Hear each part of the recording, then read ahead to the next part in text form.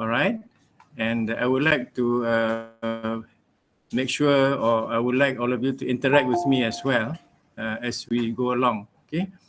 To me, interaction between students and a lecturer is quite important. All right. So I get some feedbacks from you. Okay. I know you are there, and if anything you're not sure of, okay, any concept you are a bit confused, please let me know. All right. Okay. So so all of you are. Okay, some of you I know are in your second semester. Any of you first semester, just start first semester taking this class? No? So most of you second semesters or third? Good. Huh? Atira, second semester ke third semester? Atira? Third, sir. Third semester. Okay. Any of you second semester? Tak ada. Alright, third semester. Mostly, yeah? Okay. Alright, so while Ellie is taking your attendance, I would like to also take a snapshot, a screenshot of your attendance as well, so that I can put this in my record too. That's why I like all of you to turn on your camera as well. Kasa, Kasa ada, Akila, can I see you, Akila, please, if you don't mind? Akila, okay, good. All right, so let's take a quick one. Satu, Afifi hilang dah. Mana Afifi? Alright, there you go. Okay. Oh, okay. Alright, dah cukup senyum lah tu Afifi. Alright, you look pretty enough. No issues, no worries. Okay. Okay, 1, 2, 3. Print screen, huh? Good. Okay. Alright, so why don't I just copy this sekejap aja. The full screen snip. And then from there, I can start the class. Okay. Sekejap ya. Keep one. Okay, looks good. Okay, all right. Okay.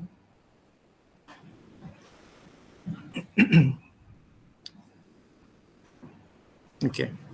So this is just an evidence lah, yeah, to see to know that okay, you guys are in the class and so on. Okay. Right. Before I start, I better hook my laptop to the power supply. Sekejap ya.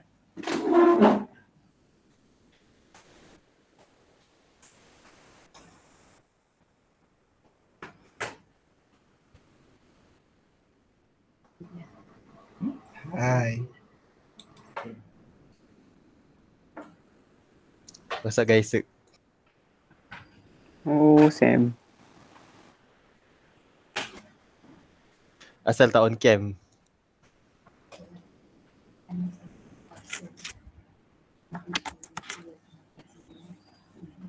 Good morning.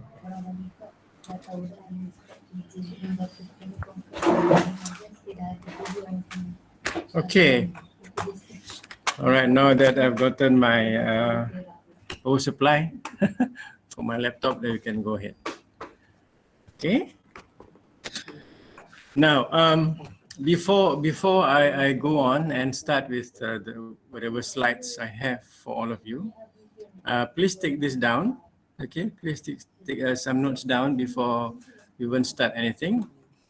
Now, this class, as you know, like any other class, it goes on for 14 weeks, right? Okay. And for the first phase here, until end of the month, all our classes and even labs are online.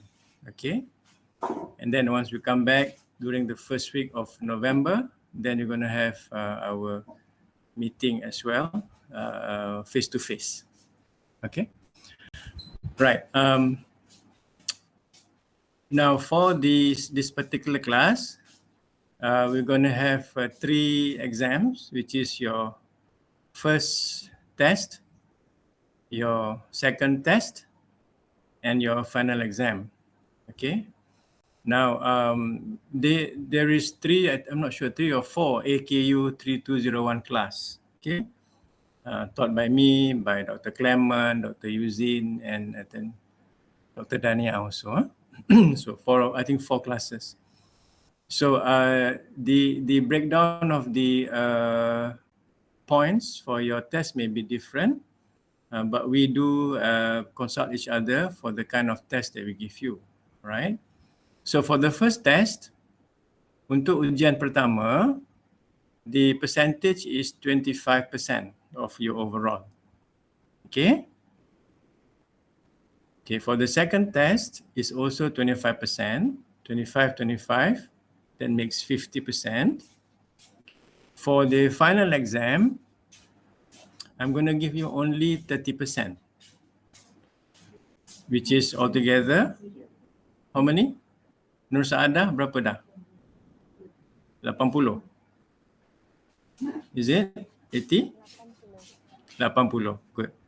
So 25 for first test, 25 for second test, and then 30 for the final exam, which comes to 80%. The other 15%, 15%, comes from your amali, from your lab, and the final 5% is your attendance, class attendance. So which means if you come to class more than 80%, you can get 5 points already there, right? 5 points. Free, 5 points, free. If you come to class, you know, if you don't come and then your attendance is poor, all right, then, you know, you just get maybe 4 points. You know, sometimes 1 point, 2 points difference can give you an A or an AB, right? So just be aware about this lah. Okay. All right. It can give you maybe 80, yeah, or even 79, you know. 80, you can still get an A, all right? Okay, so that is the breakdown for your final points accumulative, all right? Okay. Now, another thing is visits, lawatan. Now, I'm always very strong at you know, wanting to visit places for the students. All right, it's just that we can't do much visits because of the COVID restrictions. But once things are a bit more open, then we can make trips to places, to fish farms, to places where you can learn more about aquaculture. All right. So those visits will be in replacement of your lab lah. So sometimes we take the lab, and then if the visit is in additional to the lab as well, all right, or takes over some of the labs. Would you like that? Would you like to go on for trips, or you prefer just hold up in the lab? Yeah, we want to trip. Oh yeah, you like to, right? Yeah, I'm sure you like to visit places, right? And I say, you know, during our AKU3201 class with some of you, we never had a chance to visit places. I know Ellie, you know, is in agreement with that. I wanted to take you to the Shabas water treatment plant, you know, so that we can ask them, hey, how come in Selangor our water supply always disrupted one? Always cannot mandi one because no water in Selangor. So I wanted to take you all there, but we can't. You see, I wanted to take you to this what do you call this, Indah Water, Indah Water, where they actually treat our wastewater from houses and so on. And because the water treatment plants is very similar to how we treat water for aquaculture purposes, you see. All right, so that is why we want to do all these visits. Okay, but hopefully, hopefully this time around, we have the flexibility or the opportunity to do a bit more visits, all right, and make things more interesting for all of you. Okay. Right, so what else is there? That's about it enough for the time being. If anything comes, I think about something as we go along, I will let you know. Right. Okay. As I said, I prefer some interaction, so I may just ask any of you. I can ask any of you along the way so that we could actually get your feedback or your idea on the lectures as well. All right. Okay. So why don't we start? I just start doing my presentation and then ask questions along the way.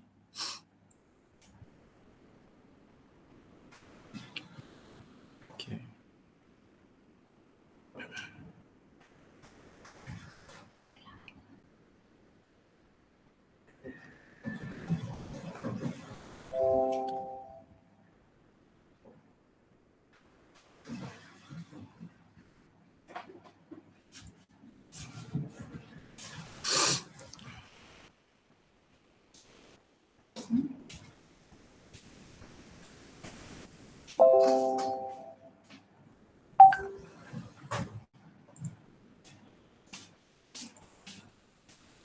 Now, can you see this, guys?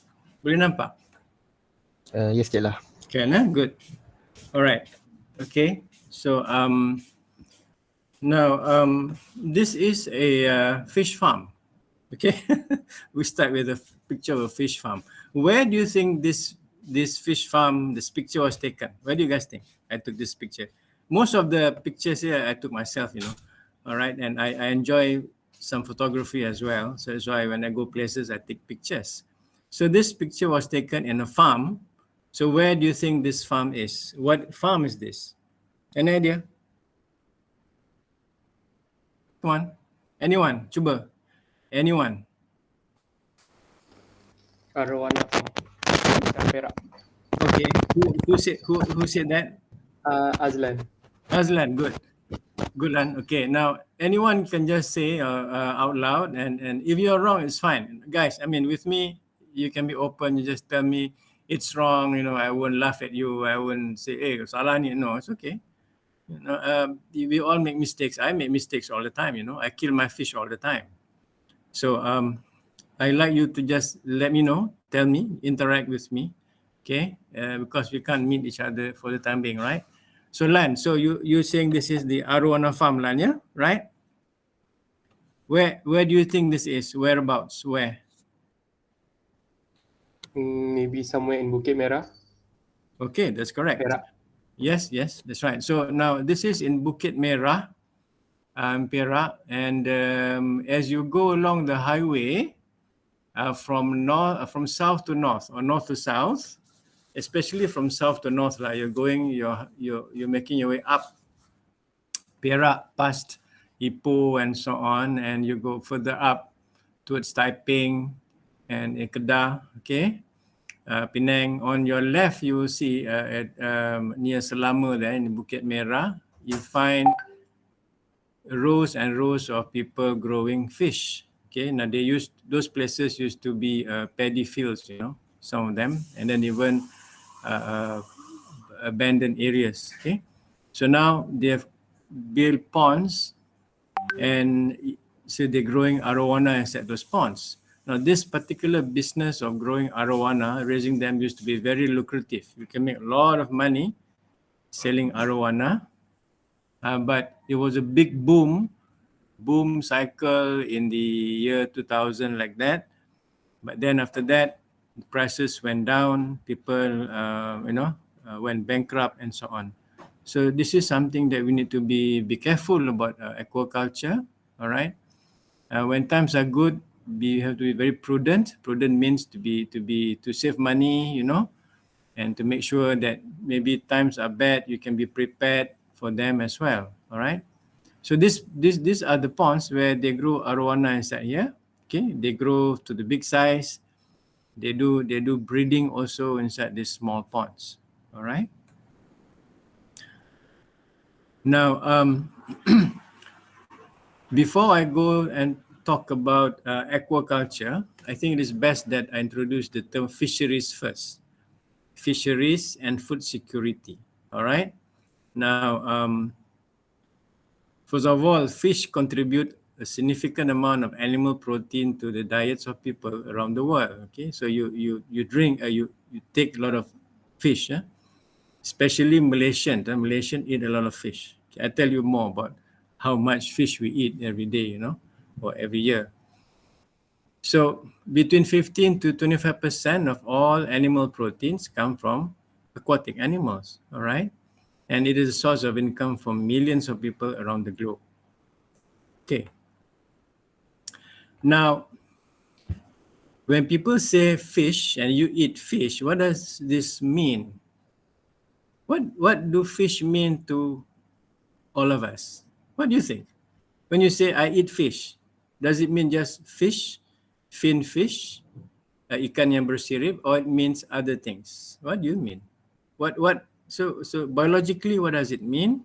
And then in terms of the act, okay, in terms of the legally, what does it mean? Okay, all right. So when you go out to the market, you say I want to buy fish. Saya pergi ke pasar beli ikan. So we know what you have in mind. So you can buy your ikan siakap, you can buy ikan merah, tilapia, keli, all that fish. You look at it, okay, it's a fish, all right? But what about udang galah, freshwater prawns? What about your marine shrimp, all right? What about your sotong, your squid? Do you call them fish too? Or differently? All right? Well, for us, for purpose of us going out and buy food for ourselves, go and buy seafood, of course we say fish, we know what fish looks like, what crab looks like, all right? And also what squid looks like, all right? But for the purpose of our statistics, all right? For purpose of we finding out the production of fish in the country, we can use what we call as the Fisheries Act 1985. Ataupun in bahasa Malaysia, we call it Akta Perikanan 1985. Alright? Now, this Fisheries Act came about even before you guys were born, I think. Alright? And what do the Akta Perikanan say about fish? Okay? What do they say? Because when you look at the aquaculture statistics given by the fishery department, okay, it says there pengeluaran ikan aquaculture. What does it mean, you know, when you say pengeluaran ikan, Malaysian fisheries landings atau Malaysian fish landings? What does it mean actually when people use the word fish, okay, in our statistics? All right. Well, let me show you what it means, all right? According to the Akta Perikanan 1985, okay, the Fisheries Act 1985, ikan artinya apa-apa hidupan haiwan atau tumbuhan akuatik sama ada. This is not sarna. I just copy directly, you know, I copy directly from the Akta. Sama ada sedentary atau tidak. Either sedentary means it's not moving or not. Dan termasuklah spesies ikan bersirip, finfish, crustacea, mollusk, aquatic mammals as well, or their eggs, their fry, okay, their larvae, their fingerlings. Lokan, what is lokan? Lokan is a kind of mussel, and also their what do you call this? Their larvae, all this, the veliger, all right, the eggs, and other species including memerang. What is memerang? Otter, penyu, all right, and telur-telurnya. So all this refers to fish, all right, in the context of our Akta Perikanan 1985. All right, so when you look at statistics, when people say, can we look at the Malaysian fishery statistic? What is the production of fish in Malaysia? All right. So when they look at the production of fish in Malaysia, just remember that statistics refer to all of this production, unless it specifies, okay, the name of the fish, the species of the fish, and so on. If not, whatever production we get from aquaculture, when it says ikan, it means all of this. All right. Okay, so There is an act in Malaysia, memang ada akta perikanan yang mengatakan apa erti ikan. However, biologically, secara biologisnya, secara biologi, ikan tu kita boleh takrifkan, or we can say fish means what? Fish, you can specify as fin fish, like this. Ikan bersirip, fin fish. Alright, when you say fin fish, it means fishes with fins, of course. What you normally see people selling in the wet market, alright, that looks like a fish, definitely. So those are fin fish, alright. And you know what are crustaceans, what are mollusks, alright, and so on. But for purpose of reporting in statistics, we normally refer to ikan or fish as all of this. Alright. Now, how much fish do Malaysians eat? Banyak mana ikan kita makan, ya? Alright. So this is the PCC for Malaysians. What is PCC? Anyone can tell me? What do you understand by PCC? Come on. Anyone? Have you heard of this term before? Has anyone? No, eh? Is this the first time you're hearing this particular term? First time, is it? Yes, for me. Yeah, for you. What about the rest? Anyone who have Same with Asif. same, huh? All right. So I suppose if you have not heard of this before or not seen this term before, write this down. PCC is a very important term, you know. PCC means per capita consumption. PER, per. C is for capita. The other C is for consumption. Per capita, CAPITA, consumption, CONSUMPTION. What does it mean actually, per capita consumption? It means that how much do we eat per year, per person? All right. So when you look at the PCC formulations, it says there kilogram per person per year. So the per capita consumption for fish for us Malaysians is between 49.3% here in 2009, and then 2020 49.3 kilograms. And then here now, last year, 2020 was 44.2 kilogram. Now, what does this tell me? Can one of you tell me? When you look at this figure, 44.2 kilogram here, what does it mean to you? It means that what? How much fish one person eat in 1 year? 44.2 ni menunjukkan 44.2 kilogram ikan yang dimakan oleh satu orang rakyat Malaysia untuk 1 tahun. You get it? Boleh ke? Boleh je lah. Boleh, ya? So, what does it mean? This means also, if 44.2 means 44.2 kilogram satu orang makan 1 tahun, on average, purata, on average, okay? If you divide 44.2 divided by 12, okay, let me do the division here, 44.2 divided by 12, because I want to know how much do we eat on a monthly basis. So 44.2 divided by 12, it means each of us takes about almost 3.7 kilo a month, divided by 4, which is about 900 gram per week.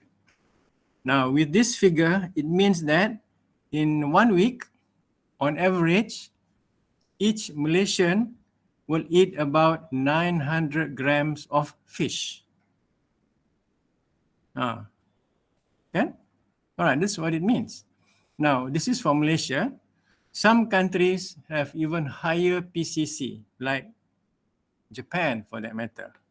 Alright, Japan has a higher PCC because a lot of Japanese like to eat seafood. Okay. And then countries were surrounded by islands, okay, countries surrounded by water, islands, all right? Those places like the Virgin Islands, all those places, all right? Those places tend to have a lot of seafood, and of course, the PCC for the country is much higher than Malaysia. Some countries even much lower than us. Okay, example like Ethiopia. Ethiopia, where they are covered with land all over, then they don't eat so much fish. Maybe their PCC will be around maybe 5 kilo per year, 10 kilo per year per person. So it depends on the respective countries. Now, in some countries, like Japan also, they found that even though earlier, the years before, people eat a lot of fish, in the last few years, okay, traditionally, Japanese eat a lot of fish, right? Traditionally, the Japanese like fish. But in the last few years, they're a bit worried.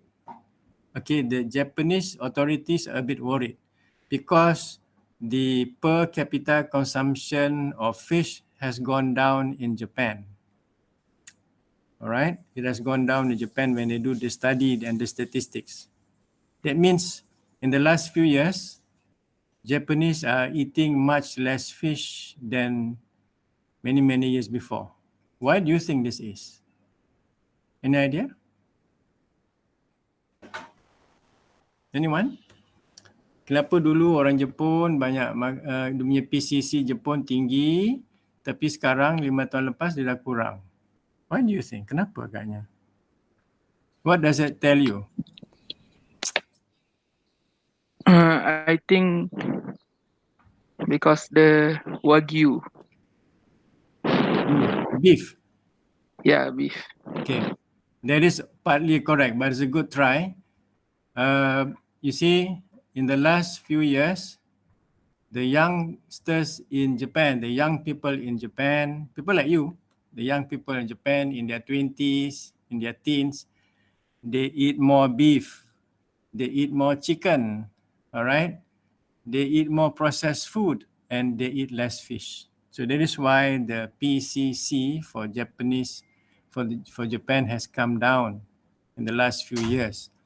And it is a bit worrisome to the Japanese authorities. They say, hey, how come? We used to eat a lot of seafood, good quality protein captured from the sea, you know, a lot of omega-3 fatty acid, all this. And then in the last few years, we find that a lot of our population are eating less seafood. Meaning they are eating what? More beef, like you said just now, Wagyu. Maybe people are eating more beef. People are eating more chicken, they're eating more other, especially processed food. Now be careful about this, guys. Let's not eat so much processed food. Okay. And because of this, then we find that the seafood consumption is becoming less and less and less. All right. So now in Japan, they have a program now to encourage the younger people to eat more fish. Okay. Now Malaysia, you look at the trend Malaysia now, you see in the 2015, 51%, quite high. And then it came down until 2020, 44.2%. You see the Malaysian also, orang Malaysia pun sudah less and less eat fish, more and more chicken, more and more beef and so on. All right. Okay, just to tell you what these statistics mean, okay? Now, do we produce enough food or not for Malaysian to eat? Now, this is a particular number called self-sufficiency ratio. Have you seen this term before, SSR? Pernah dengar, pernah tengok tak? Ke tak pernah? Or is this new to you also? Guys, girls? Anyone? It's a new term for me. New term for you. All right. So it's good. At least you learn something new today, kan? All right. Okay. So you learned today about PCC, per capita consumption for Malaysians. Each of us eat about 44 kilogram of fish per year. And now there's a new term for you called self-sufficiency ratio. What does this mean? Now this means that how many percent of food that we eat comes from our local production. Banyak manakah makanan yang dihasilkan di Malaysia, okay, diguna pakai untuk kita dimakan oleh kita sebagai rakyat Malaysia. Okay, so how many percent of the food that we eat comes from local production? Berapa peratus daripada makanan yang kita makan ni datangnya daripada hasil keluaran Malaysia sendiri. So you look at this, we tend to have 97.7%, come down, naik balik, go up again, come down. So this figure, 92.7% means that, okay, 92.7% of the food that we eat comes from local production. The remaining 7.3% in general is imported from somewhere else. Do you get it? Hello, faham tak? Okay. Yes. Good. All right. So 92.7% of food that we eat are produced locally by us, by our farmers, by our fish farmer, by our chicken farmer, okay, all those. In beef production, by our vegetable farmer, all produce our food, okay. And then in this particular slide on fish alone here, food fish, 92.7% of fish that we eat comes locally. The rest we import. From where? From Thailand, from Vietnam, from Indonesia. Okay. So what this means also that a lot of fish we eat are satisfied by local production. Not so bad. Okay. With the beef, like what you say just now, the Wagyu beef and so on, beef is only about 50%. So we import 50% of our beef, you know. For fish, we import about, on average, about anywhere between 7 to 10% only for the time being. Okay. All right. So this is a new term for you, okay? Self-sufficiency ratio. Now, there's another term which I like you to know also. Now, I've just mentioned to you about the PCC, right? And then the SSR. And this is another term called import index, they call it, yeah? Import, what do you call it? IDR, something ratio. But don't worry about this so much. It means importation. All right, importation of seafood here, IDR. All right. Okay.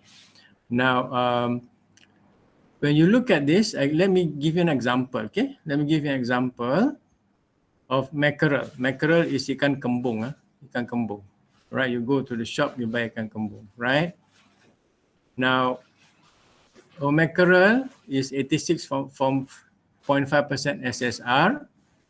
Okay, and then we still need to import some from overseas. Okay, our ketam also less, we need to import. Our udang, our tuna, our sotong, we produce a lot, you know, more than 100%. But we still import. These three, udang, tuna, sotong. Why is it that when our SSR is more than 100%, we still need to import? Because you follow this, SSR means how much food we produce. If we produce 100%, that means cukup lah. Cukup already for our consumption, right? So look at this, 100.5, 1.2.5, 104.5. That means our sotong, our tuna, our udang, we produce more than we need, more than 100%. But how come we need to import here? How come we need to import? Please tell me, what do you think? How come we produce a lot of sotong, udang, and tuna, yet we still import? What do you think? I think it goes back to the PCC. Mm-hmm. So if we produce more, the consumption is less. So there's going to be a waste lah. I think so. Okay, good try. Anybody else? Come on. Anyone? Maybe because of quality. Okay, that's close, that's close. Anybody else? One more. Why is it that we have more than 100% yet we still import? A lot of people ask me, how come Cik La we import still, but we have our SSR more than 100%. How could this be? Well, you know why? Because when we produce more than we need in cases like udang, tuna and sotong, more than 100%. Of course we have more, but the thing is that not all of them are consumed locally. Of this 100.5% of udang, okay, this one, of this 102.1% of tuna and 104.4% of sotong, some of these produce udang, tuna and sotong are also exported to other countries to earn import earnings or income from export. If the quality of udang is good, tuna and sotong is good, we also export them overseas to Europe, to US, to Japan. So because we produce a lot, enough for our consumption, yet we also export a lot to other countries, then we need to import also. How come we need to import? That's the reason lah. Kita produce a lot, kita export the good quality stuff, and then the lesser quality stuff we import from our neighbors like Vietnam, like Thailand, like Indonesia. All right. Of course, lesser quality means it's still fit for consumption. But the ones that we export, the udang, the tuna, the sotong, are those which can earn a much higher income and selling much more overseas than they can sell locally. So a particular product, let's say udang harimau, if locally sells 60 ringgit per kilo, the local cannot buy, right? 60 ringgit per kilo, too high. So we sell export. We export the udang. Same as tuna. Not many Malaysians buy tuna. We export also. And sotong, we have excess sotong during times of where people mencandat sotong or take sotong from the fisheries. There are times when there are a lot of sotong being produced, so we export some of them overseas as well. It's more than what we can eat. All right. So those exportation goes out to the countries. But when there are times when the sotong is not enough sotong in the country, then we still import from the neighboring countries as well. Okay, guys. So that answers that question. Why do we still import when we have produced a lot more than we need? The answer is some of the product that we produce are exported because of the higher quality demand by other countries. We export them. We make more earnings from export. And that is why we need to still import some from our neighbors, okay, during times when our production is a bit low. Okay? All right. So I hope you understand that. Now, so what about fisheries? We've gone through very quick on those terms because I want to start this because not many of you are aware about all these terms, PC, SILA, SSR and so on. But what about fisheries? All right. So before we talk about aquaculture, of course, this is an aquaculture class, right? But before aquaculture, let's talk about fisheries first. Fisheries is the industry or occupation devoted to the catching, growing, breeding, harvesting, processing, and selling of fish, shellfish, or other aquatic life. All right. And then it also refers to the places or site where such activities are taking place, such as salmon fishery, kan? Perikanan salmon, cockle fishery, okay, perikanan tangkapan kerang-kerangan, crab fishery, okay, perikanan ketam. Okay, kita bela ketam, umpamanya tangkap ketam, we catch crabs, okay, and seaweed fishery. They also call it fishery. So the seaweed fishery in Sabah, seaweed fishery in Sandakan, okay, seaweed, but they still use the term fishery, okay. The status of seaweed fishery in Sabah, right? Status of crab fishery in Malaysia, they still use the term fishery. So any activities that refer to a particular aquatic species can be termed as fishery. All right, and fishery encompasses all this, including aquaculture. So aquaculture is a subset or subsector of fisheries. Alright, so kalau perikanan tu adalah satu sektor yang besar, maka bawah sektor perikanan tu ada aquaculture. Satu lagi ada perikanan tangkapan. Okay, let me show you this particular slide after this. After this, we take a quick break. Look at this. Now, this is an important slide for you to have an understanding of the fishery sector where we are in. Okay, if you have not seen this before, I hope you don't get confused anymore. All right. Now, in Malaysia, there are many sectors, right? There are they call it sector pertanian, for instance. Okay, you call it fisheries comes under pertanian, a big umbrella. Okay, so that you don't get confused. Fisheries sector in Malaysia comes under pertanian. Okay, comes under the agriculture or the big agriculture sector, right? So comes fishery sector, and then we have ternakan, which is the farming of let's say your goats, and so on. So that is the other sector, all right. And then the next big sector is food. What do you call it? Tanaman makanan. Okay, or you grow food sector for growing plants, food crop. So your food crop, your production of beef, your chicken, all that. Okay, and then you have the fishery sector. But all of this comes under pertanian. Okay, so that is why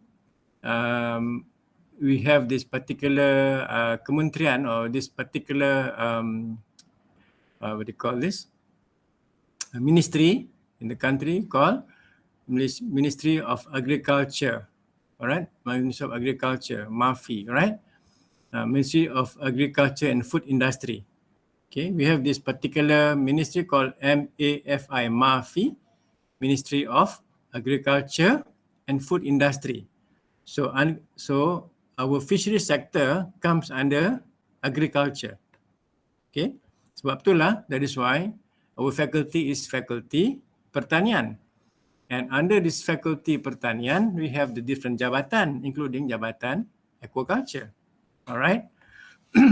So the fishery sector is divided into aquaculture, which is what we are very much involved in right now, and also capture fishery. Capture fisheries in bahasa Malaysia is called perikanan tangkapan. Perikanan tangkapan. And then in capture fishery, we have inshore, perikanan laut pantai or inshore fishery, and offshore fishery. Now, inshore fishery covers an area of less than 30 nautical miles. NM is nautical miles. Now, this is a bit different from the miles that we use in normally when we travel on land. Okay. Now, one nautical, what do you call this? 1 nautical mile is about 1.8 kilometer. Okay. The normal mileage or the statute mile, we call it, is 1.6 kilometer. So it's a bit different. Okay. So this NM means nautical mile. So less than 30 nautical mile is inshore. Above that is offshore or laut dalam. Deep sea fishing. When people say, hey, deep sea fishing, man. Okay, deep sea fishing is more than 30 nautical miles offshore. Now, when you go for deep sea fishing, normally you go all the way out, okay, even beyond 30 nautical miles in big boats, well-equipped boats, and you stay in the, in the big seas or ocean for days, even weeks, or sometimes even months. Inshore, normally, for the nelayan, the local nelayan, we go there out, and then we go in the very early in the morning and come back in the evening, because we only want to capture fish in the inshore areas, not offshore. So I hope you understand this from the from the fishery sector, we break it up into capture fisheries and aquaculture. I'm not going to go deep into capture fisheries. We're going to go into aquaculture, of course. This is where we are more concerned about, right? Okay. Just for information for all of you, so that you know what the difference is between offshore and inshore capture fishery, I just want to let you know that, look at this number. Look at this number. 2010 to 2020. Look at this percentage, 77, 78, 76, 76, 83%. Now this number, this 83%, tells us that 83% of the fish that we capture from the sea comes from inshore fishery. Okay, inshore fishery contribute 83% of the fish that we eat. The remaining 17% comes from deep sea fishery. So this is very important statistics, you know. It means that a lot of the fish that we eat in Malaysia from capture fishery comes from within the 30-kilometer zone, which is normally a zone where we have a lot of our fishermen going to on a daily basis. All right. That's where we have a lot of production also. Okay.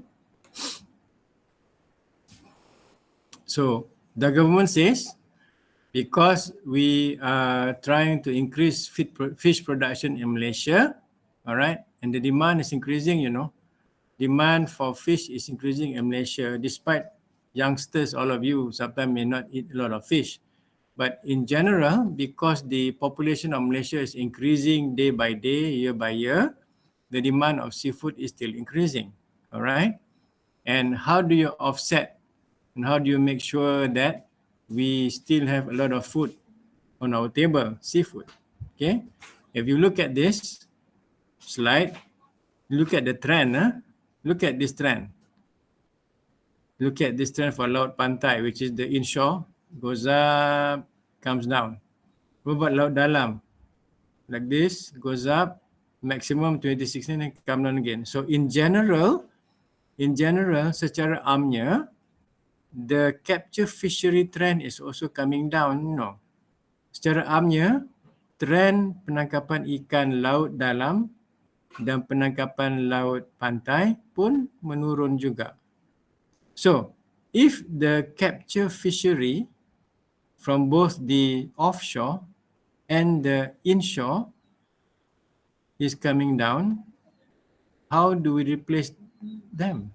Macam kita nak gantikan makanan tangkapan, ikan tangkapan yang makin merudum ni, yang makin jatuh. So because of the capture coming down, we need to replace with something else, right? So that is why we talk about aquaculture, right?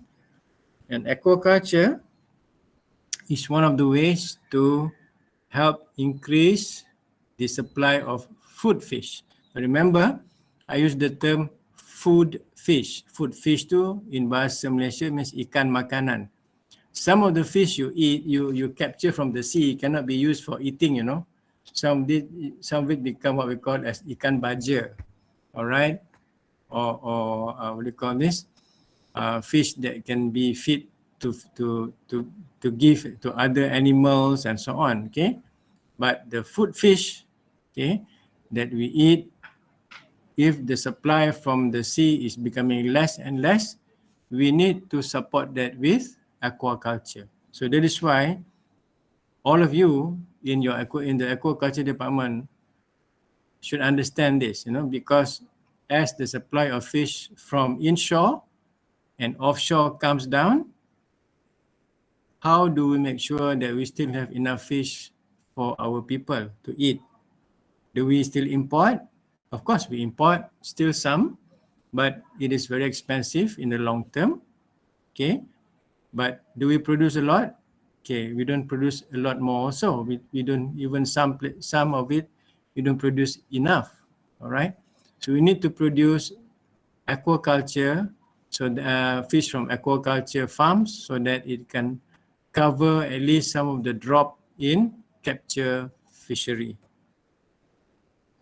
Okay, and the government also encourage people to go offshore, deep sea fishing, like this one.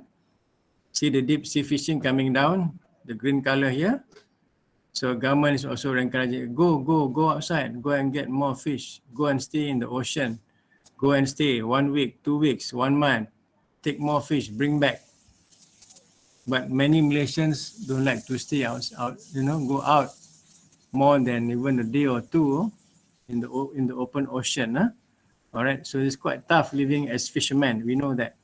All right, so not all Malaysians would like to go out in fishing boats, deep sea fishing, and stay for months on end in boats out catching fish. Some people do that, but not many Malaysians do the same thing. So we still prefer to do the inshore fishing, where we go in the morning and come back in later in the afternoon or late at night. Okay. Okay. So when we look at this, we know that aquaculture is very important. Why? Because capture fisheries, especially inshore, is already overexploited and may not recover. So I use the word here. So the term should be capture fisheries, especially inshore fisheries, is already overexploited and may not recover. Okay, may not recover. Okay, I make a mistake here.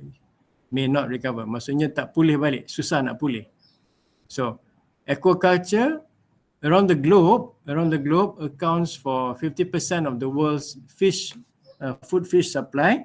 Okay, and compared to production of chicken or beef, okay, or livestock like that, aquaculture is even faster growing than both livestock production or chicken production, or even what do you call this? Production of other animal food source. All right. So a lot more from aquaculture now, and it has a greater potential to meet the growing demand of aquatic-based food as capture fishery continue to decline. Look at this map. Capture fishery coming down. If you don't do anything about it, they say that by 2050 sudah tak ada lagi atau very little food or fish from the sea. Now we already see the capture fishery coming down, but if it follows the trend, they say that by 2050 you're going to have the collapse of the capture fishery, and almost all need to be supported by aquaculture. All right. Okay. So why don't we stop there for a while? I'll give you guys a quick break. And then when we come back, let's take a break for about 5 to 10 minutes. And then when we come back, we will go immediately or directly into aquaculture. What is it? And then the rest and so on. Boleh ya, guys? Guys, we Boleh take a break. je lah. All right, just a quick break, okay? And come back after this.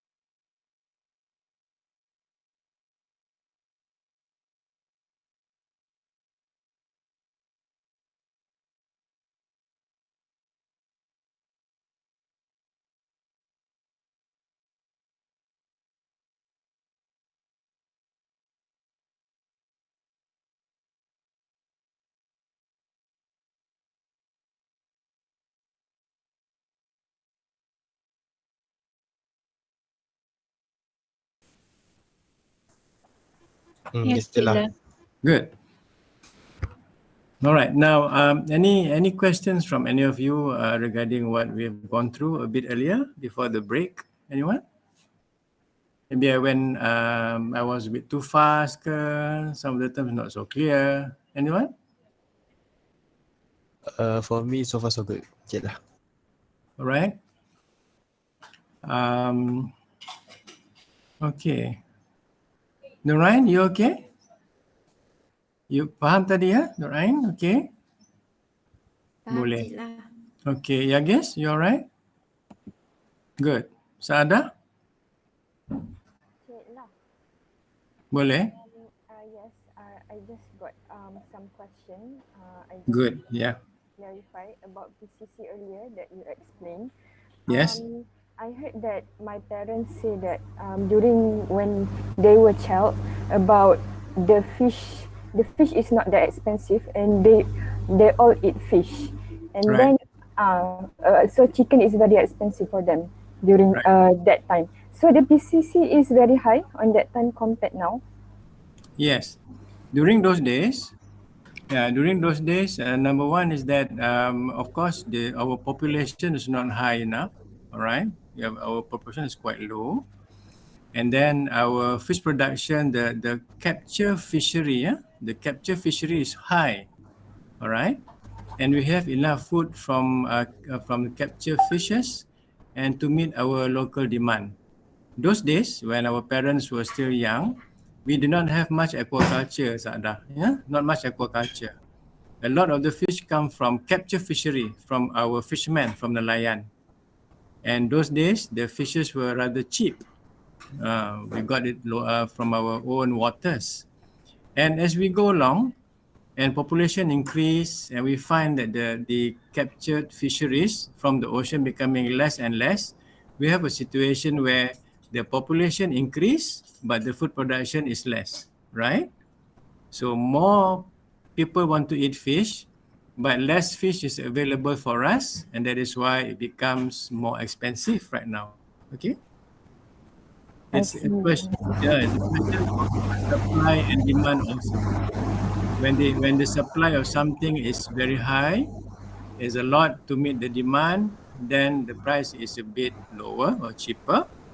When the demand is high, but the supply is less, you will find that the price become higher. All right?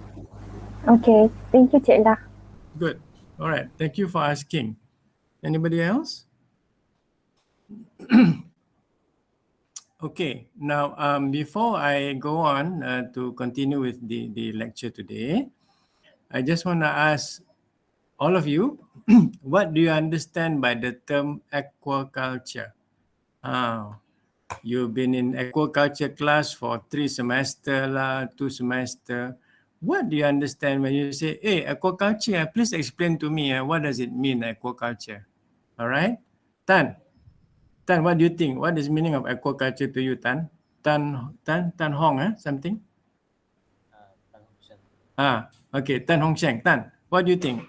May I ask you, Hong Sheng, what is aquaculture? Please tell me what you understand. What is the meaning of aquaculture? Meaning for the aquaculture means that how we breeding and how does the aquaculture we can breeding in like the lake or even in the sea like that, and also knowing some even like seaweed and to understand what are those aquaculture that we need in for our living purpose. Okay, all right, good try. People grow cockles, they catch cockles from the sea, cockle, kerang, the kerang that you normally eat in your char kway teow, all that. When they collect cockles from the sea, is that aquaculture also? What do you think? For me, I think it's a part of aquaculture, because aquaculture not only means just fish, it also means the crabs, prawns, even sotong like that, and seaweed. Okay, good. Lip Ching, what do you think? When people ask you, can you explain what is aquaculture? What is aquaculture you're thinking? Aquaculture is not only for catch the fish, seaweed, crab, also can plant the vegetable because at the tank bottom is the fish and upstairs is planting the vegetable like that. Okay, you mean aquaponics also is part of that, right? Yes. Good. Okay. What about you, Jai? What do you think? Jai, what do you think? For me, aquaculture is can divide into two parts. One is for rearing of the aquatic animal, and another part is for cultivation of aquatic plants. And both of these, all the cultivation and culturing is for the food purpose use or other uses. Okay, Maybe like domestic. correct. You put a good point there. Now, aquaculture can be used for the production of food for us to eat, and also for ornamentals. All right. That is why also when you go into some classes, your Dr. Annie teach you about ornamental fish production. So ornamental fish is also a component of aquaculture. All right, you grow not for consumption. You don't eat your ornamental fish, but more for recreation, to sell as source of income. And ornamental fish also, there's also ornamental plants, right? Ornamental plants, yes. People grow plants to sell. All right. And you know that quite a number of group nowadays, you have this, what do you call this? Instead of growing fish in the aquarium, they grow plants. All right. Very beautiful plants in aquarium and very little fish. Mostly plants, but very few fish. All right. More like a decoration lah. All right. So that is some examples of aquaculture too. All right. So why don't I just go ahead and let you know what is the meaning of aquaculture in a bigger context, okay? You can see this, right? Can you? Boleh? Yes. Okay, good. So when we talk about aquaculture, it is the culture of aquatic organism. Now, that's why I color it blue, you know. Okay, aquatic organisms in a control or semi-controlled environment. Now, when you talk about aquatic organism, all right, just like what you said just now, aquatic organism means can be what? Can be plants, can be animals, fish, aquatic organism, right? In a controlled or semi-controlled, what is a controlled or semi-controlled environment? Controlled environment means what? Meaning in tanks, in cages, in your ponds, all right? Those are controlled environment where you know, okay, in this particular pond, I have my ikan tilapia. In that pond, I have ikan keli. In that pond, I have ikan haruan. So that is in a controlled environment, meaning you culture them. You culture them and you put the fish there, you grow them for a few months, you bagi makan, you feed the fish, and then you grow them for a certain period before you harvest. That is called a controlled environment.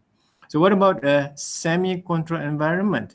A semi-controlled environment is an environment where you only have partial control, meaning like what? Seaweed. Okay, one of you mentioned just now, seaweed culture, right?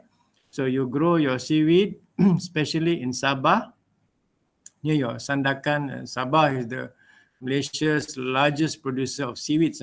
Hope you guys know that. Very important from Sabah, the seaweed culture. And they grow using long lines and so on. So what people do is actually they have this long line, they stretch across the inshore area where the water level is very consistent and very nice, clean and very high quality. And they grow the seaweed there. Now, The part where the people can control is where they put the lines and then they put the seaweed. But they cannot control the weather. They cannot control whether it's going to rain or not. They cannot control whether the wave going to be high or not to wash away their seaweed. That one they cannot control. That is why we call it semi-control. Same also with cockles. Just now I asked you about cockles, right? So cockle is also an aquaculture species. And cockles also we grow in semi-controlled environment because we put the cockle seeds there and then we don't know whether they will grow or not, whether they will be smothered by the seabed, okay, by the mud, or got pollution or not, okay, or the water becomes maybe too salty or too fresh, okay, got some toxic chemicals to kill the cockles. Those we cannot control so much. But in a pond, in a tank, in aquarium, that we can control. We can feed them, we can grow them, we can control all the water quality, right? And what is the purpose for? Purpose of production. And production can be in many forms. You can produce for consumption to eat, untuk makan, and production for ornamentals, production for recreation, and then production to stock back the river, increase back the local population, and so on and so forth. All right? So that is what aquaculture is all about, or the meaning of aquaculture in a broader context. All right? This picture I took in Vietnam. I was in Hanoi a few years ago, and this particular lady, just on the sidewalk, she sold some ikan tilapia, and what is this fish? What do you guys think? This one? What is this? Anyone? Liko. Liko, okay. One of you knows very well. This is liko. This was in Vietnam. So this lady just sat beside the pavement there and sell this tilapia and this liko for passers-by to buy and so on. All right. So it's interesting. And in Vietnam and in Thailand also, the consumption of aquaculture species is quite high, you know.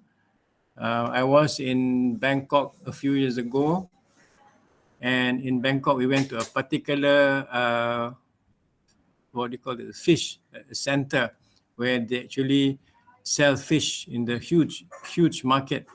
All right, and most of the fish they sold there was fish that they culture. All right, and you hardly find fish that they actually capture from the sea. Thailand also have a problem like Malaysia, you know, the capture fishery is coming down a lot already and dwindling because of over exploitation, and they grow a lot more fish from aquaculture ponds. All right. Okay, so in the gist, you see these aquaculture organisms, what they are: animals, plants, monoculture, polyculture, environment, and also production purposes. Okay. All right, so let's look at the status of aquaculture in Malaysia. I have the 2020 statistics, but did not have much time to change to 2020, but it is very similar, not much different in fact, between 2018, 2019, 2020. So in terms of fishery production in Malaysia, now when you say fishery, remember, it is capture fishery and aquaculture. You mix together, all right? Capture fishery, inshore, offshore, and also aquaculture, all together is about 1.8 million metric tons. MT is metric tons, of which about 21% comes from aquaculture. Okay. Now, in aquaculture production in Malaysia, 2018 was about 391,000 metric tons. What do you think is the production, or rather was the production of aquaculture in 2020? Now, 2018 was 391. What about 2020? What do you think? Anyone? Give a guess. Come on. Guess. About? Agak-agak. What do you think? Maybe 395. Slightly more. Yeah. Okay. Anyone thinks it's much lesser than this? Well, last year, 2020, it was 400,000 metric tons. About 8,000 more only. Not much. Okay. Not much really. In terms of aquaculture production in Malaysia, the trend is not really that exciting to see. All right. This picture I took in Pulau Ketam.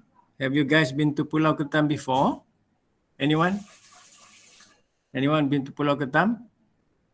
Where is Pulau Ketam? Anyone knows? Where is Pulau Ketam? Yes, good. Kelang. No, somebody says it's in Kelang. She must be staying in Kelang or somewhere around there, right? So, if you've been to Pulau Ketam, or if you want to go to Pulau Ketam, okay, like I make arrangement before with your seniors, you know, we went to Pulau Ketam and look at the cages, how they grow fish in these cages. And Pulau Ketam is one of the top producer of caged fish or caged marine fish in Malaysia. Pulau Ketam, a lot, you know, they produce in Pulau Ketam. Other than that, it's in Penang, you know, in Perak and Johor, of course, in Kedah as well. Okay. So, but in Selangor, most of it comes from Pulau Ketam. All right. Now, let's look at this trend now. The aquaculture contribution to the fishery sector. All right. So look at this blue color wave here, this blue chart, okay. Look at this trend. Comes down, goes up, comes down again. Now, this blue color represents the capture fishery or perikanan tangkapan. Capture fishery, blue. The lighter green up here represents aquaculture.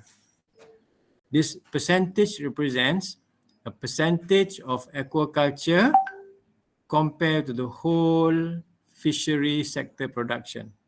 Okay. So kalau the whole fishery sector production is from here to here, the aquaculture part is 21%, 29% here. All right. So that's aquaculture alone here only, not from the top to the bottom, but from top here to the blue line. So this is the aquaculture. You can see the broader it is, the more is the production. Lebih tebal dia punya jurang ni, maka lebih banyak penghasilan aquaculture. You look at this. 2012 is quite broad and becomes narrower, and 2016 becomes the narrowest, very narrow, 20% only, and then it goes up. 23 comes down and so on, until today is about 22%. You look at this trend, there's not much movement, you know. In the last 5 years, daripada 2016, mana ada perubahan sangat? 20%, 23, 21, 22, 22. Right? In fact, it is coming down. Look at the trend. Look at the wave. The wave is high here, comes down, comes down. Look at the wave here, comes down, comes down. So what does it tell you? It tells you that even with the perikanan tangkapan or capture fishery coming down, the aquaculture part has not effectively supplement or support the drop in fishery, the capture fishery production. We thought we want to see, or we hope we could see that even when the capture fishery come down like this, look at this, the aquaculture should go up, or at least maintain here, straight here, and cover the loss in capture fishery. Because why? Because population is increasing. More and more people are being born, population Malaysia increase. You have also people coming here and work from Bangladesh, from Indonesia. They also want to eat fish, right? The workers here. So they also have a demand for fish. Yet, when the capture fishery come down, aquaculture also come down, and there's no. That is why also prices are not interesting anymore. It becomes more and more. Okay, prices are getting more expensive now. Like what one of your friends said, The parents say, dulu ikan murah, sekarang mahal. Why? Exactly. Production comes down. Aquaculture production also not increase. And of course, demand is more than supply. And naturally, the price will increase. All right. Okay. Now, this is the trend. I can just show you some numbers. Okay, I'll show you some numbers. You can see here 2011 to 2018. You want to see, look at numbers. You don't have to memorize this, guys. You don't have to memorize. Tak perlu nak hafal ni. All you need to know is the trend. Look at the trend and think. Fikir why the trend is like this and what should we do. Okay, and why is it coming down like this, you know? That's what I like you to do, guys, as aquaculture students.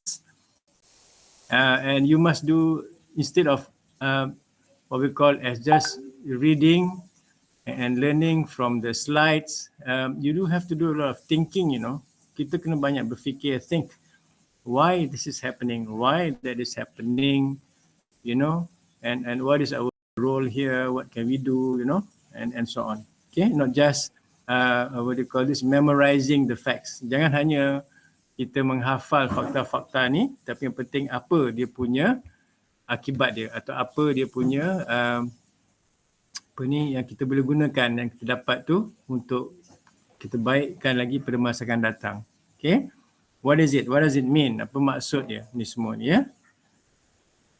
Alright. So, fishery sector, you tengok ni, you take a look at the fishery sector in general. At one time, 1.8 metric ton, increased 1 million. Ni 2 million, and then come down. You see this? How come? Well, as I said earlier, the fishery sector has been exploited. In fact, overexploitation, and I don't expect production to increase so much. So that is why aquaculture is becoming more and more important. And that's why all of you, as students in aquaculture, your role later as you leave UPM is very important, you know, in helping to increase the production of aquaculture, aquatic species in Malaysia. Okay, look at this, so that you know the difference between the species that contributed to aquaculture production. In fresh water, number one is ikan keli or catfish. Ikan keli, the most, 33,000 metric tons. And second one is tilapia merah. And you have your patin. Oh, cakap pasal patin. Patin. Where most of the patin come from in Malaysia? Patin, where is it? Any idea, guys? Pahang. Pahang. Okay, a lot of patin come from Pahang, from this particular district called Temerloh. You've been to Temerloh, okay, daerah Temerloh in Pahang. You find that there's a lot of patin, sungai there being produced. All right, in cages. They grow patin in cages, you know. In Pahang, Temerloh. I was there, when was it? Last month, I was there in Temerloh. And some of your seniors, you know, you have 2 or 3 seniors who are now growing ikan patin in Temerloh, in Sungai Pahang. All right. So your seniors. So they graduated from our department. They went home and they and their family started the fish business. Some, their parents started many years ago. Some, they continue their parents' legacy and continue farming the ikan patin in cages. All right. So, and rohu. Rohu, do you guys know what rohu is? Have you seen this fish before? Where does rohu come from? Is it a local fish? No. India. Yep. It's one of those fish. It's a carp and comes from India and that area, the Indian continent, rohu, India, Bangladesh, Afghan, all that area. All right. Now, rohu is not usually eaten by Malaysians. It is most probably or most popular among the Bangladeshis, you know. So the people who work here in Malaysia, the Bangladeshis, this is their favorite fish, rohu. No wonder you have a lot of rohu now in Malaysia. Okay. tilapia hitam. This one you can normally get in the ponds, in the lakes and so on. Okay, ex-mining pools, all right. Carp, kepala besar, big head carp, jelawat, baung and so on and so forth, all the way down. And pacu, ikan pacu ni, periruku or pacu is not a Malaysian fish. This is imported from South America. Udang galah is our fish. We should promote udang galah, all right? It's not, the production is not so good right now. Udang galah should be up here somewhere instead of down here. Okay. Brackish water, number one is still the rumpai laut or seaweed. Okay, that's why I said just now, production of seaweed in Malaysia is very important in the waters of Sandakan, Semporna, all that area. And then we have udang putih or white shrimp. And then we have siakap or sea bass, kerang. Kerang is cockles. And then udang harimau or tiger shrimp, and so on and so forth. All right. So these are all the other species in relation to brackish water production. So I just want to show you what you have here in terms of commercial fish. Tilapia you've seen, your catfish, riverine catfish, pangasius, your clarias, your what do you call this? Ikan keli, macrobrachium. As I said, we need to focus a lot more on macrobrachium. It's a very important local species and we need to give it a lot of focus, a lot of attention now. Okay. Clarias catfish essentially is a hybrid between local and African catfish. All right. And it's not a local fish. Tilapia also not a local fish. Tilapia was brought in from hey, you know where tilapia came from? Any guys, do you know? Where does tilapia come from? Where is it? Where does it originate from? Any idea? Siapa tahu dari mana datangnya ikan tilapia? Tak tahu. There'll be a quiz question for all of you. All right, until later on. Haruan. Haruan, of course, a local fish, huh? Puyu, climbing perch, yes. What about jade perch? Where is this from? Jade perch is not a Malaysian fish, but we still are growing. We are growing this year in Malaysia. Jade perch. Any idea where this comes from?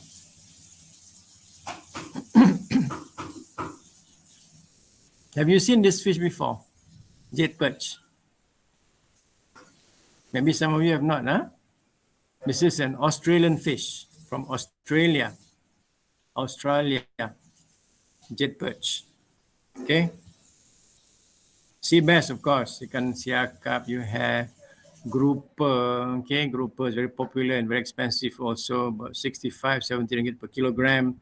Bawal mas also, they grow a lot of this bawal mas in the cages of Pulau Ketam. You go to Pulau Ketam, you go to the Bagan in Pulau Ketam, you can eat this golden pomfret or bawal emas there. Okay, if you want to. Jenaha is, you find a lot of jenaha in our supermarket, in our wet market also. These two, ikan merah, very popular. These are all cultured in cages, you know. This one, bawal mas, grouper, snapper, jenaha, ikan merah, mangrove red snapper. This one, nyok-nyok or trevally. This one also in cages. This is your blood cockles, okay? You get it in mud flats. Okay, tell me. Tell me 3 states in Malaysia that have a lot of cockles. Come on, 3 states. Mana ada? Banyak. 3 negeri di Malaysia yang mempunyai paling banyak kerang. Semat? Negeri Sembilan. Lagi?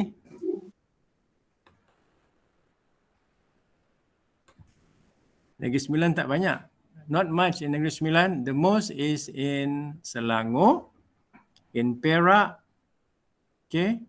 And the third one is you can get it in Kedah or even Perlis for that matter. Negeri Sembilan, some of it, a lot, not a lot, okay? And some in Johor. But the two most important states are in Perak and in Selangor.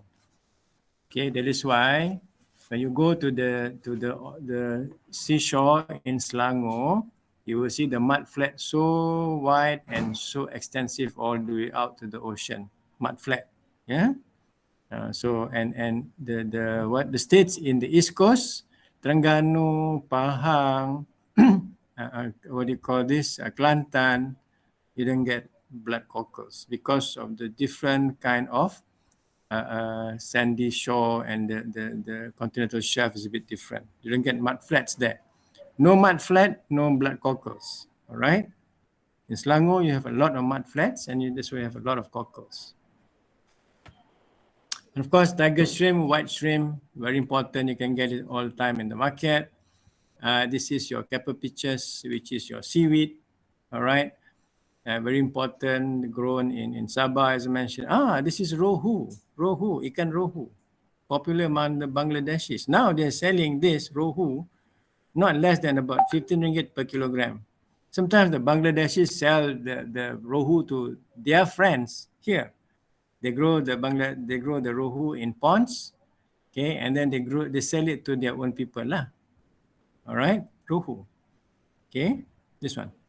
Now this picture was taken in Thailand. I took this picture in Thailand, not in Malaysia, but they do sell this in Malaysia in the wet market, even in the Sri Kembangan, and also in the wet market in Selayang. Okay, all right. Maybe we should all go to one of the wet markets lah, one of these days, see what they sell. You know, they have the wet market in Sri Kembangan. It'd be a good place to visit lah. This is kap kepala besar. Okay, and very popular as fish soup, especially in China. When I was in China, they actually use this fish to make the fish head soup. Okay, very popular there in China. All right. Grass carp.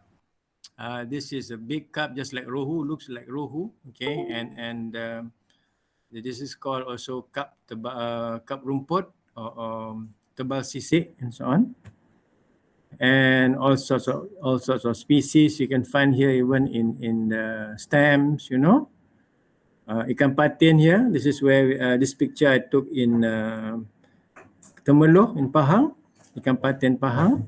All right. And you have all sorts of species like this crustacean and so on and so forth. Okay. Algae, ornamental fish, ornamental plants. You talked about this before. Okay, and so on and so forth. Okay. Okay, let's stop there. All right, let's stop there. And this question, this aquaculture species, this is bloodworm, and that is Stichopus. What is that? This is bloodworm.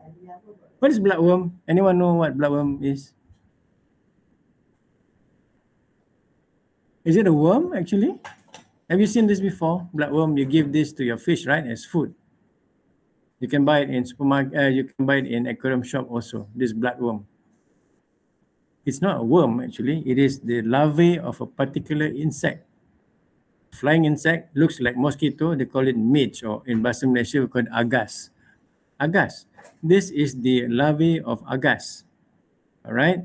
Or midge, M-I-D-G-E. Okay, so it looks red in color. Bloodworm is very popular as food for aquarium fish.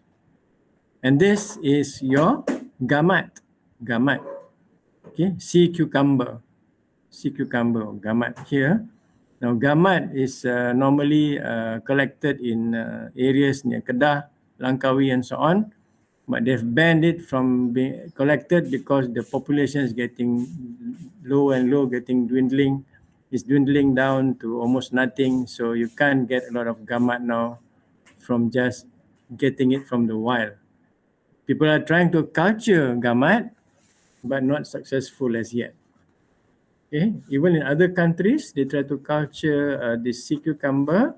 It is not yet up to what we call as commercial level yet. Okay, maybe a small amount of backyard project as just like that. Okay, and this is Hirudo medicinalis, and you know this. This is your, what is this? Is it not pachet? No, it's more than pachet. What is it? What do you think? What is this? Linta, of course, linta. Okay, leech. This is leech.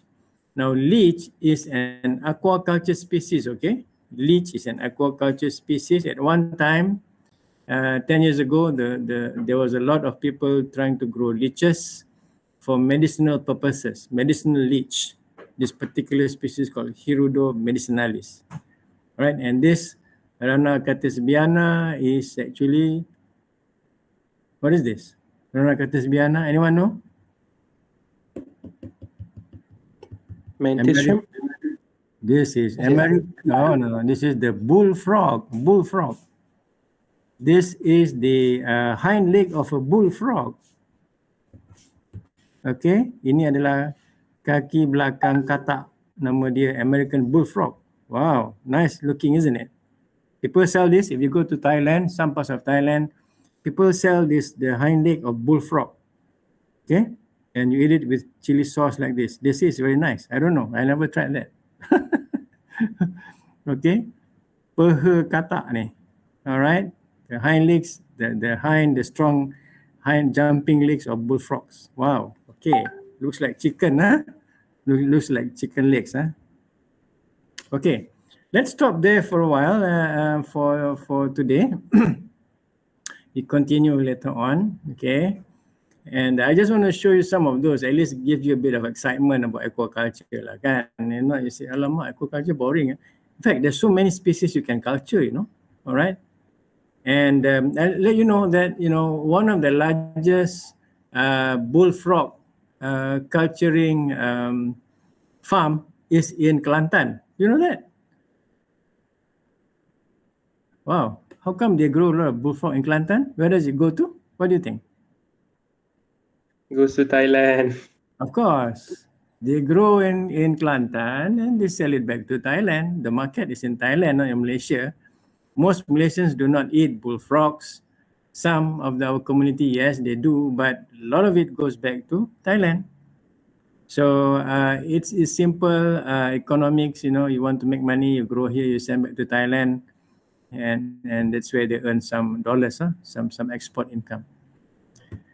Okay, all right. So I think that's about it for our class this morning, and then we're gonna have like a lab 2 o'clock, right? Hello, guys. Yeah. Now, lab is not still not bersemuka, still not face to face, but we'll catch up on at 2. Not lab is from what 2 to 5. Now, why don't we catch up at 3 o'clock? Okay, guys. Pukul 3. Pukul 3. Okay. Yeah. Okay. So today the lab is at 3. I just want us to give you a bit of assignment sikit, because we are not gonna do any dissection of fish lah, look at fish detail, all this thing. I just give you a bit of assignment for your first lab, very simple. And before then, can you please sort yourself into groups? Now there's about 35 of you, 35, and can you please you know, among yourselves, you know, among yourself, sort yourself into 6 groups, 6 group. 6 group, meaning that each group should have the most 6 people, the most 6. So minimum 5, maximum 6 in one group. Okay, one group must have minimum 5 students, maximum 6 students. So I should have altogether 6 groups lah, 6 groups. So you sort yourself into the various groups, and then you know, Ellie, you can, you know, let me know who they are in the group. Boleh Ellie, ya? Boleh. Good. Ellie has been so helpful to me. Thank you, Ellie. All right. Okay. And she's across the seas, you know. She's over. You kat Sabah kan? Ke mana? Yeah, Sabah. Ali is in Sabah. I'm here in Selangor. So, you know, we can communicate and she can help me all the way across the 7 seas. Actually just across the Laut Cina Selatan only. All right, so there's the power of online class. All right, so guys, so please give Ellie your cooperation. Don't give her hard time, okay? Jangan bagi dia pening, please, because she's helping me out on this. So I will catch up with all of you at 3 o'clock today. And thanks for joining my class this morning. Okay, guys? All right? Okay, thank you, Chila. Sure.